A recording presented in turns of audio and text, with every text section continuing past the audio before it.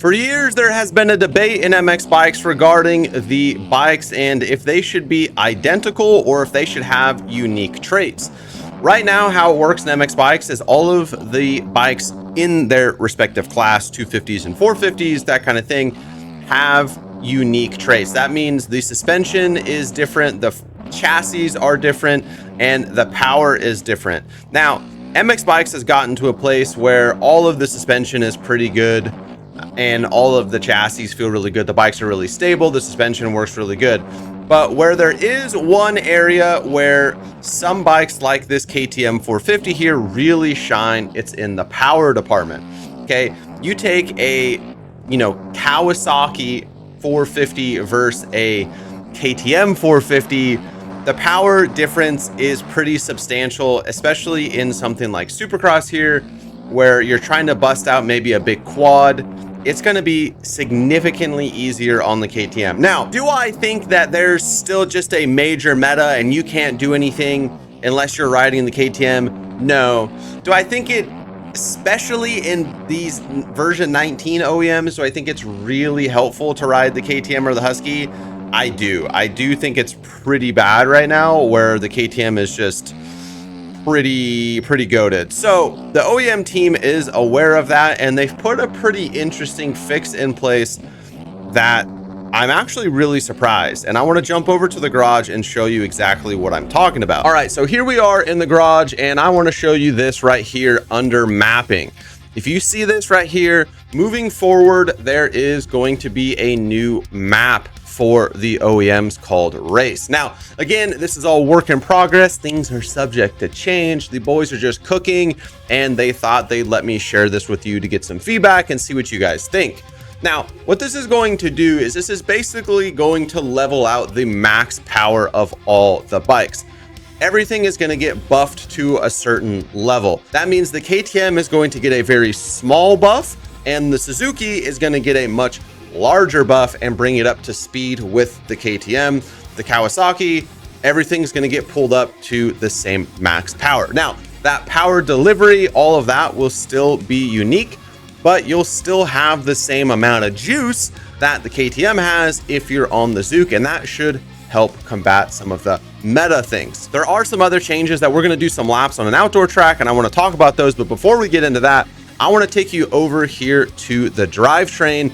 And if you guys have been a long time MX bikes player, you may notice that, there are arrows here next to the individual gears. This is first, second, third, fourth, and fifth gear. Up until right now, you've never been able to change these. You've only been able to change your front and rear sprocket. Well, in addition to leveling out the max power, they are now introducing, basically you can adjust your individual gears. So if you take a look here, if I want to crank my first gear up where it's basically just as fast as my second gear, I can do that. This is as low as I can make my second gear, but I could make my second gear super fast as well. Now, if you make something fast, obviously it's going to have a slower acceleration to that top speed.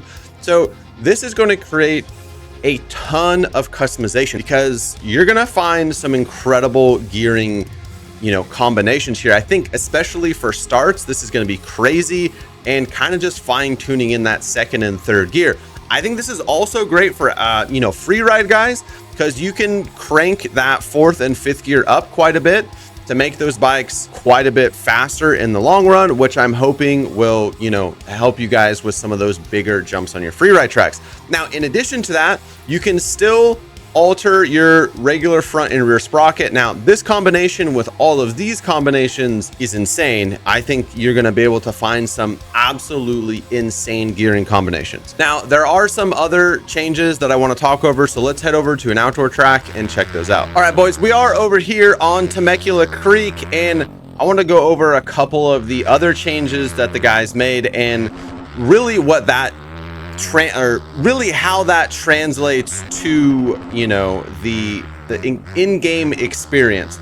Now, they said they made some low-end power improvements as well as some engine braking improvements per dyno.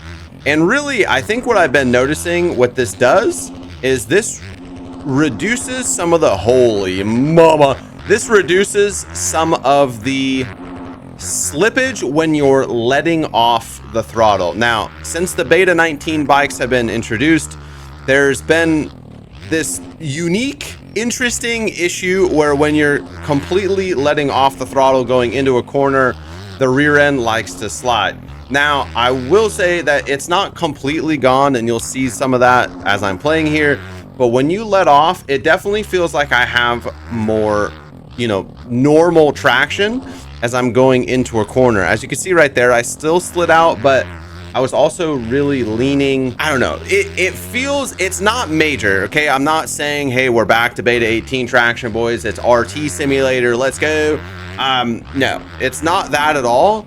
It just doesn't feel as inconsistent and or I don't know, just yeah, I think inconsistent is probably the right word. It just feels like what I would like the bike to be doing, it is a little bit more. It still slides out, and you definitely still have to have some, you know, throttle control, but it's nowhere near as odd feeling going into a corner. Now, it's subtle enough where I had to ask the OEM team, like, hey, am I crazy, or is this something that I should be feeling? And they said that they felt it as well. And they also said that a lot of the other testers had mentioned the same thing. So it's pretty interesting. I think it's just something about maybe keeping that tire under load. You know, when it frees up, it likes to slide around. So with increased engine braking and then maybe more power down low, it just kind of keeps that rear tire more planted, which gives you a little less slippy slidey. Now, I've been doing this whole lap without the race mapping on, and so I want to switch over and see if I can tell a big difference. The KTM is obviously the bike that has the least amount of difference from the race mapping, but the Honda is pretty slow, so I want to switch to it now and see if I can feel it. All right, boys, we are on the race mapping. And also, I'd like to just say, if you guys like this content, you think that this is valuable for you, make sure you hit that subscribe button and that like button. I would appreciate it a lot. We're on our way. You know, I'd like to hit 50K by the end of the year. That would be cool. I gotta basically double in size by the end of the year. I definitely think that's possible. We did much more than that in 2024. So anyway, I am on the racing setting now, and I can tell you immediately, I can feel the power increase. Again, it's not like I'm going from a 125 to a 450. But I definitely can feel it, and I overcooked there. Like I said earlier, I was messing around on the KTM, and the race setting was much harder to tell because the KTM's already really fast, but you can tell pretty quick here. If you play a lot of MX bikes and you're familiar with the bikes, I think you'll be able to tell pretty quick with that race setting. Oh, the other major big thing that's coming with this update is the Triumph and the Beta. I do have them in the game at the moment. They just asked me not to show, you know, the models off. So I'm actually just going to throw that out the window and do it anyway. So yeah, well, you thought, okay, I lost the game. How about that? Anyway, the Beta and the Triumph are really good. Surprisingly, the Beta, I liked it a lot in Supercross, at least on the DDC stuff. It felt really good. It was insane through the whoops. So those are both still work in progress. So I don't know if I'm, you know, final builds or whatever, but the Triumph felt really solid. Kind of, I don't know why, I just kind of assumed the Triumph would be pretty good, and it was. And the Beta was the big surprise to me. I kind of felt like the Beta was going to be absolutely terrible, and it was actually, I need to test all these bikes when this comes out. You know, when this update drops, I think we're going to try and do some testing for Supercross, but like low-key, after 20 minutes on the Beta, I would definitely consider running it for Soupy. So that's a big surprise for me. But anyway, I hope you guys enjoyed this video. The OEM team is doing a great job over there and cooking, and I think this is a pretty interesting update. This is kind of a pretty cool fix, in my opinion. I definitely don't like the idea of all the bikes being exactly the same, and they're not. The bikes are still different. But this at least brings things more in line in one major department, which is power. And so again, I think this hopefully should open up even more color on the gate, and people should be, you know, much more keen to run whatever they like versus just the KTM because it is the fastest. And I think it's cool because the bikes still feel different. The Honda definitely feels odd and heavy, you know, on a stock setup, but it doesn't feel slow anymore. So I think that that's really cool. And I know that people already kind of like the Honda.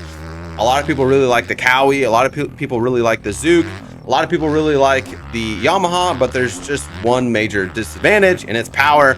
And this should fix that. So anyway, hope you guys enjoyed the video. I love you, and I'll see you in the next one. Peace.